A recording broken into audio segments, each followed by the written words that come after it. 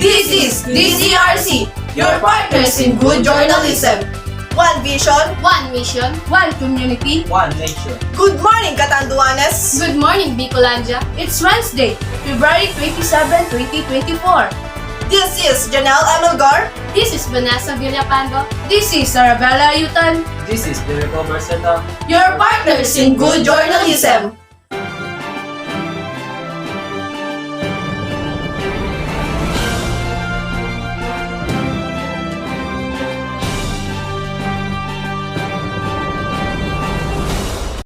For the headline, Development and growth of individual nationalism. Development and growth of imperialism. Efforts of modernized in Middle East. efforts of westernized in Middle East. The declining power of Ottoman Empire in the Arab region.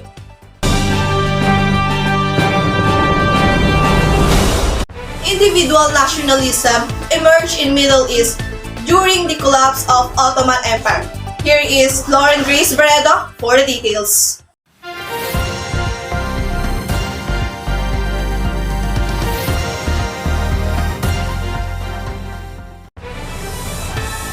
Thank you, Janelle Belgar. Geographically, the Middle East is bordered by Asia to the east, Europe to northwest, Africa to the southwest, and the Mediterranean Sea to the west. It is a culturally, politically, and economically diverse region, with countries located near the southern and western shores of the Mediterranean Sea. Some countries commonly associated with the Middle East include Saudi Arabia, Egypt, Iran, Iraq, Jordan, Lebanon, Syria, and Turkey. Nationalism is the ideology that emphasizes the loyalty and devotion of individuals to their nation state, prioritizing the interests of the nation over other individual or group interests. One of the key factors contributing to individual nationalism in the Middle East was the desire for self-governance and independence. Many people in the region felt deep longing for political autonomy and the ability to shape their own destinies. This sentiment was fueled by a sense of frustration with the existing political systems, which were often seen as corrupt, oppressive, and unresponsive to the needs and aspirations of the people. The development and growth of individual nationalism in the Middle East has been a significant factor in the region's history. Arab nationalism, in particular, has played a crucial role in shaping the political landscape of the Middle East. Arab nationalism emerged as a response to the declining power of the Ottoman Empire and the desire for self-determination among Arab populations. It gained momentum during World War I, when Arab leaders sought to establish independent Arab states. The Arab Revolt in the Hijaz in 1916, led by figures like Sharif Hussein and his sons, aimed to challenge centralization rather than foreign rule. After the collapse of the Ottoman Empire, Arab nationalism continued to evolve and was increasingly challenged by nation-state nationalism and the re-emergence of Islamist ideologies. Leaders of nation-states in the Middle East such as Syria, Egypt, and Algeria nurtured the growth of national identity as a means to promote nation building and generate political support for their governments. The development of nationalism in the Middle East has been influenced by various factors, including the region's geographic, linguistic, and religious heterogeneity. The growth of nationalist movements among Christian minorities preceded those among the Muslim majority in the region. Efforts to foster national identity and promote nationalism have been seen as a means to modernize and westernize Middle Eastern societies. Some Middle Eastern leaders, like Mustafa Kemal in Turkey, advocated for westernization and modernization, while others, like Al-Aziz ibn Saud in Saudi Arabia, focused on maintaining traditional values. It's Lauren Grace Barredo, your partners in good journalism. Thank you, Lauren Grace Barredo, for the very informative details. We all know now that the development and growth of individual nationalism, particularly Arab nationalism, have been significant factors in the Middle East. Arab nationalism emerged as a response to the declining power of the Ottoman Empire and the desire for self-determination among Arab populations. Efforts to foster national identity and promote nationalism have been influenced by the region's heterogeneity and the desire of modernization.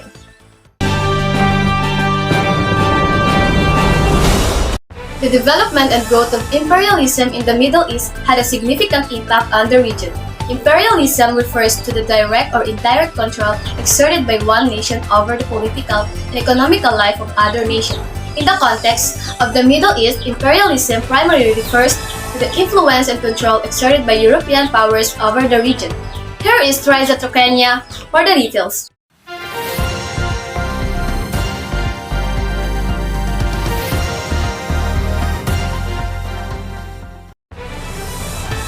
Thank you, Vanessa Villapando, for the introduction. Imperialism in the Middle East can be traced back to the modern era, with the Ottoman Empire being a major power in the region. However, from the 18th century onward, the Ottomans faced threats from land-based empires like Russia and Austria, as well as seaborne empires like Greek, Britain, and France. These imperial powers competed for influence and control in the region, leading to complex power dynamics and rivalries. The impact of imperialism in the Middle East can be seen in various aspects. European powers brought their ideas, institutions, and technical inventions to the region, which often became the standards for the whole world. The political boundaries of the major nation-states in the Middle East today were delineated after World War I through the Power Peace Conference of 1919 and the creation of mandates based on territories ruled by European countries. These developments solidified the political boundaries and set the stage for the formation of independent states in the region. Imperialism in the Middle East also had economic consequences. European powers introduced industry and technology, leading to the development of the petroleum industry and the construction of the infrastructure such as railroads and buildings. However, the economic reforms brought about by imperialism are a subject of ongoing debate among scholars and analysts. It is important to note that the term imperialism is rarely used to describe the underlying principles of the Ottoman Empire. Despite its similarities to European empires, imperialism is often defined as a peculiarly European phenomenon involving military or political control, economic exploitation, and feelings of superiority over dominated peoples. The Ottoman Empire had its own unique characteristics and dynamics. This is Raisa Jane Torado Trakenya, your partners in good journalism. Thank you, Raisa Jane Tokenya, for the details. Now, we gain another knowledge about the development and growth of imperialism in the Middle East that had a profound impact on the region's political, economic, and social development. European powers exerted influence and control over the region, shaping its history and settings the stage for the formation of independent states. The consequence of imperialism in the Middle East continue to be studied and debated.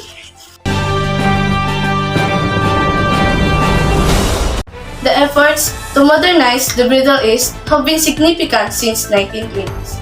These efforts aim to adopt modern practices, technologies, and institutions in various aspects of society, including politics, economy, education, and social norms. Here is Erica de la Peña for the details.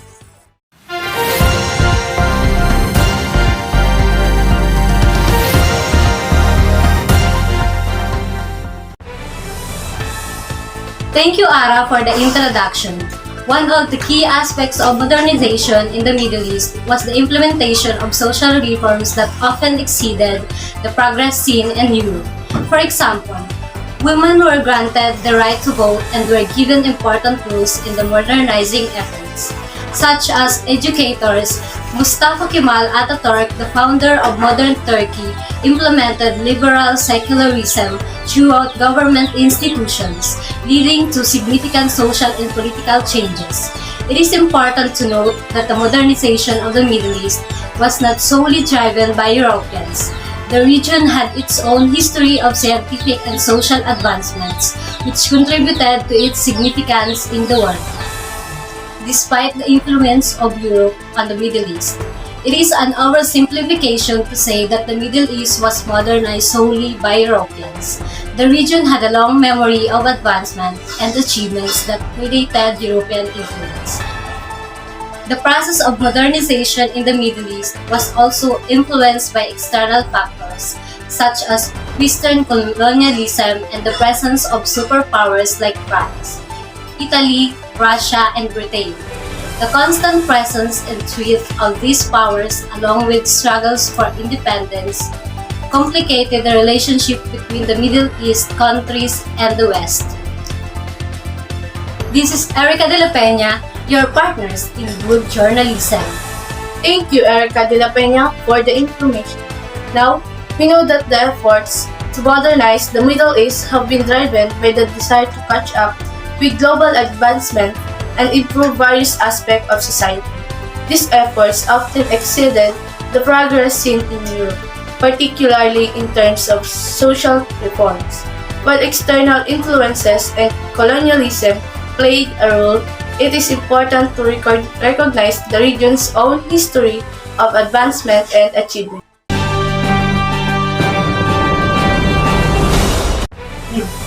The efforts of westernization in the Middle East have had a significant impact on the region.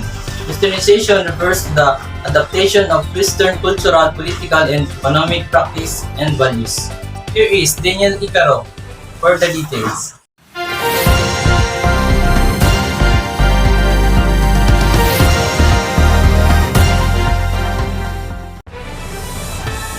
Thank you, Jericho Barceta, for the introduction. One aspect of the westernization in the Middle East is the adaptation of Western models of governance and political system. Many countries in the region have implemented democratic reforms, such as holding elections and establishing representative institutions. These reforms have aimed to promote political participation, accountability, and transparency. Economically, westernization has influenced the Middle East through the adaptation of market-oriented policies and the integration into the global economy. Many countries in the region have embraced free trade, privatization, and foreign investment to stimulate economic growth and development. This has led to the emergence of modern industries, increased trade, and improved living standards in some areas. Westernization has also influenced social and cultural aspects of the Middle East. The introduction of Western education system has led to the spread of literacy and the development of a skilled workforce. Western cultural products such as music, movies, and fashion have gained popularity and have had impact on local cultures. However, it is important to note that the process of westernization in the Middle East has not been without challenges and controversies. Some argue that westernization has led to the erosion and traditional values and cultural identity. There have been debates about the balance between adopting Western practice and preserving local tradition. This is Daniel Anicaro, your partner in good journalism. Thank you, Daniel Icaro, for the complete details. We gain another knowledge again. Now, we know that the efforts of westernization in the Middle East have brought about significant change in various aspects of society, including politics, economy, and culture. While these efforts have contributed to progress and development, they have also raised questions about the preservation of local traditions and cultural identity. The decline of the Ottoman Empire in the Middle East was a complex process that occurred over several centuries. The empire, which lasted for more than 600 years, ruled over large areas of the Middle East, Eastern Europe, and North Africa. Here is Jo Marie Taule for the details.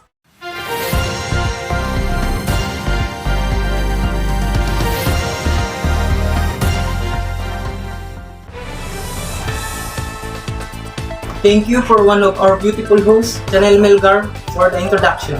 There were several factors that contributed to the decline of the Ottoman Empire. One of the significant factors was the weakening of the empire's economy.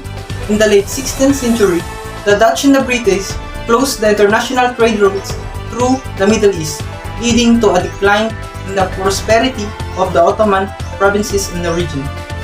Additionally, the empire faced external pressures from European powers. Ambitions of European powers such as Russia, Austria, Britain, and France played a role hastening the empire's demise. These powers supported rebellious nationalists in the Balkans and sought to carve away territory controlled by the Ottoman Empire in the Middle East and North Africa. Furthermore, the empire faced challenges. At its peak in the 15th, the Ottoman Empire was a major military power, controlling an extensive territory. However, over time, it faced a destructive rivalry with Russia and struggled to maintain its military strength. Internal factors also contributed to the decline. The empire faced administrative and governance challenges, including infighting between different factions and weakening of the office of the Grand Vizier, which affected the stability of the empire. The decline of the Ottoman Empire was ultimately led to a dissolution in the 20th century. The empire was replaced by the Turkish Republic and various successors, states in the southeastern Europe and Middle East.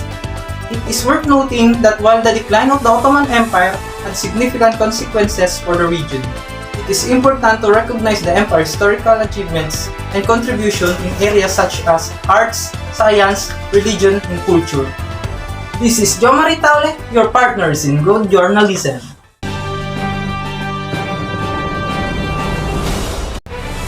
Thank you, Jo Marie Taule, for the information. We know that the decline of the Ottoman Empire in the Middle East was influenced by a combination of economic difficulties, external pressures from European powers, military challenges, and internal governance issues. These factors, along with the changing dynamics of the region, contributed to the empire's eventual dissolution.